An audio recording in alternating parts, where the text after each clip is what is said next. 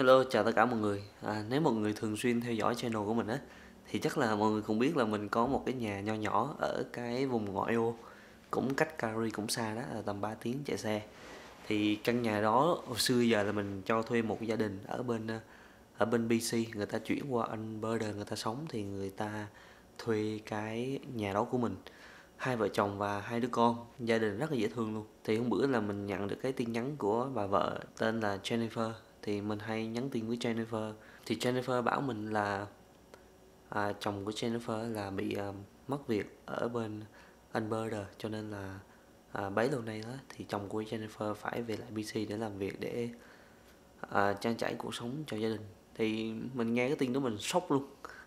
mình cảm giác là mình sốc luôn, là mình cảm giác là cảm giác rất là buồn á,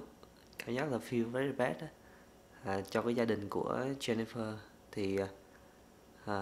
mình có báo với Jennifer là cái tiền nhà hồi xưa của căn nhà đó là 3.450 đồng một tháng. Thì mình thấy xưa giờ gia đình Jennifer là một tenant rất là tốt luôn, lúc nào người ta cũng trả tiền đúng hạn, và nếu mà đôi lúc mà người ta trả tiền không đúng hạn thì người ta luôn luôn người ta nhắn trước của mình. Đối với mình đó, mình thấy những người xung quanh mà người ta đối xử tốt với mình thì thường là mình cũng cố gắng hết sức mình đối xử tốt lại với người ta thôi. Thì cũng như là những cái dịp như là Noel này nọ thì thường là mình cũng mua gift cả mấy trăm đô mình gửi lên cho người ta. Thì khi mình thấy cái tin nhắn đó mình sốc luôn. Thì mình nghĩ là thôi, nếu mà người ta đã gặp hoàn cảnh khó khăn như vậy thì mình cũng giúp đỡ thôi. Thì mình nói với Jennifer là cái tiền rent hồi xưa là 3.450 á, thì thôi bây giờ mình giảm xuống còn 3.000 luôn cũng được. Mình cũng chia sẻ với các bạn biết là cái căn nhà đó tiền mortgage với lại tiền insurance với lại tiền thuế luôn á, nó chỉ đâu đó khoảng 1.900 thôi, chưa tới 2.000 nữa. Cho nên là mình giảm còn 3.000 thì mình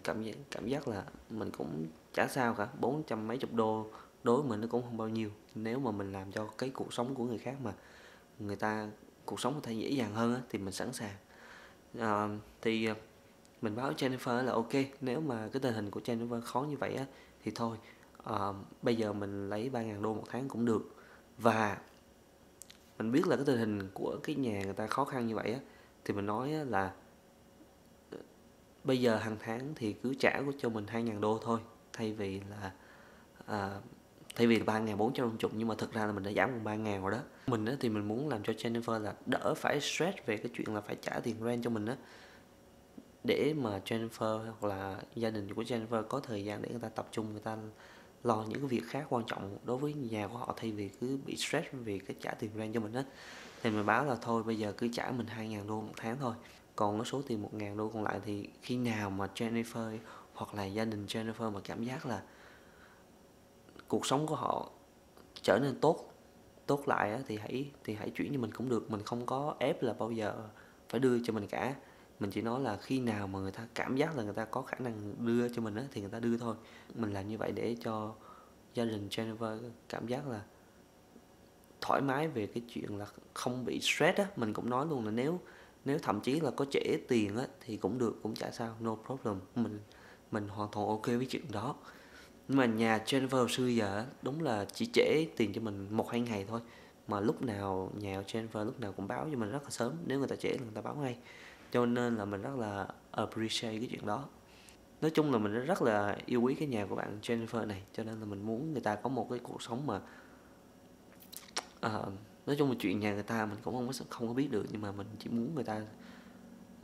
không phải quá stress về cái chuyện trả tiền rent cho mình để người ta lo những cái chuyện trong của cuộc sống của họ. Rồi nghĩ tới Jennifer thì mình mới nghĩ tới những bạn trẻ ở Canada này, đặc biệt là những bạn trẻ Canadian, những bạn trẻ mà được sinh ra ở đây. Mình thấy là đối với những bạn như mình đi, những bạn mà hồi xưa là từ Việt Nam qua, hay là từ Trung Quốc, hay là từ Ấn Độ, hay là từ Nga, hay là từ những nước mà mình về đây để mình du học, hoặc là mình về đây để mình làm việc rồi cuối cùng để mình định cư mình thấy nhìn chung là tụi mình được một cái may mắn là mình nghĩ là không ít thì nhiều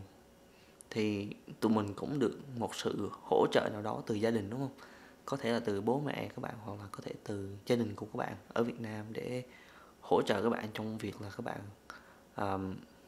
mua nhà, mua xe gì đó. Thì cái chuyện ba mẹ hỗ trợ là chuyện bình thường thôi. Mình nghĩ nếu các bạn nhận được sự hỗ trợ của gia đình thì tốt thôi. Nó giúp cho các bạn có một cái chỗ ở ổn định để các bạn có thể an cư lạc nghiệp. Nhưng mà mình nhìn xung quanh những bạn trẻ Canadian á,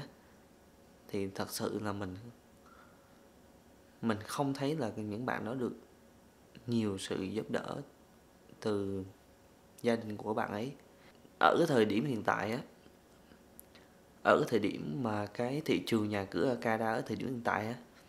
nếu một bạn trẻ mới ra trường mà đi làm vài năm đi mà các bạn không có được sự hỗ trợ của gia đình á, thì mình nghĩ là rất là khó để các bạn có thể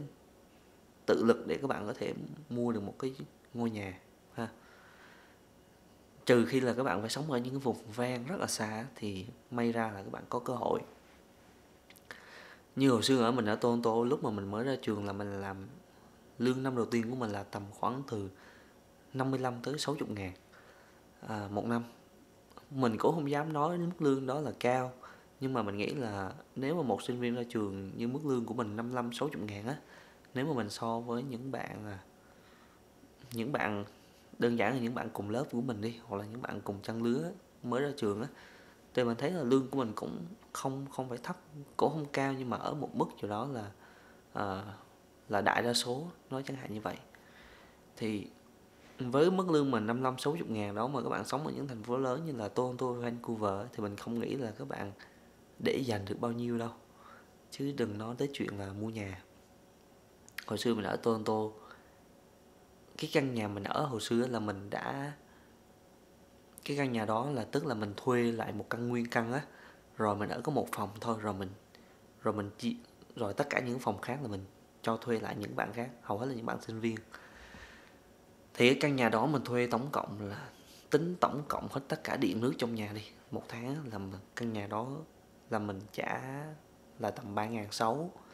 Mà cái số tiền mình thu về của những cái phòng kia mình cho thuê các bạn sinh viên lại á, là cũng ngang ngang cái đó, cũng 3.600.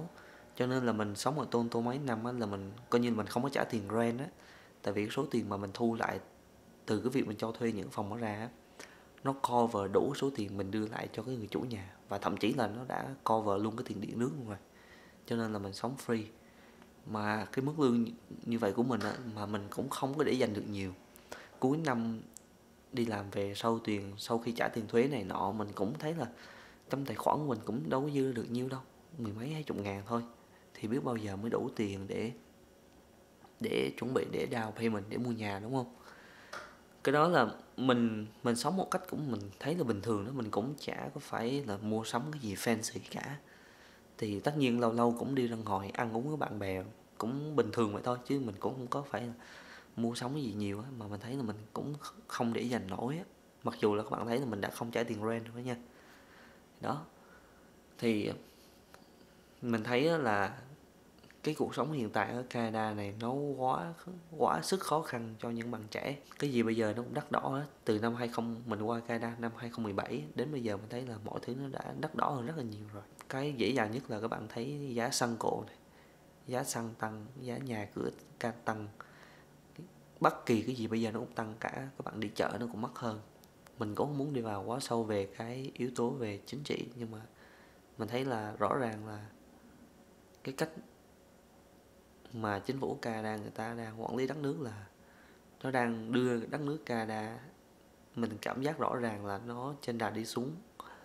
Đó là cảm nhận riêng của mình thôi. Và mình thì mình muốn là mình hy vọng là trong tương lai chính phủ Canada sẽ làm nhiều biện pháp hơn nữa để giúp cho cái cuộc sống của một người dân Canada bình thường người ta dễ thở hơn. Cuộc sống của một người Canada bình thường là những người đi làm, những người mà đi làm một công việc là mình hay nói là make an honest living á, những người đi làm công nhận lương rồi đóng thuế rồi saving để người ta mua nhà thôi. Thì những người như vậy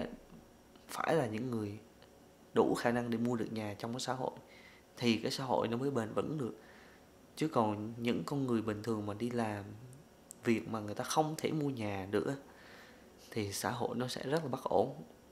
Mình đi mua nhà cho cũng rất là nhiều bác lớn tuổi hoặc là những anh chị á,